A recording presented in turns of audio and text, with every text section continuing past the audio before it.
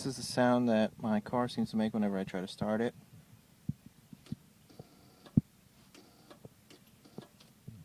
All the power goes out whenever I turn the key. So, or when I press the window switch here, like all the power will suddenly go out and the stereo will restart.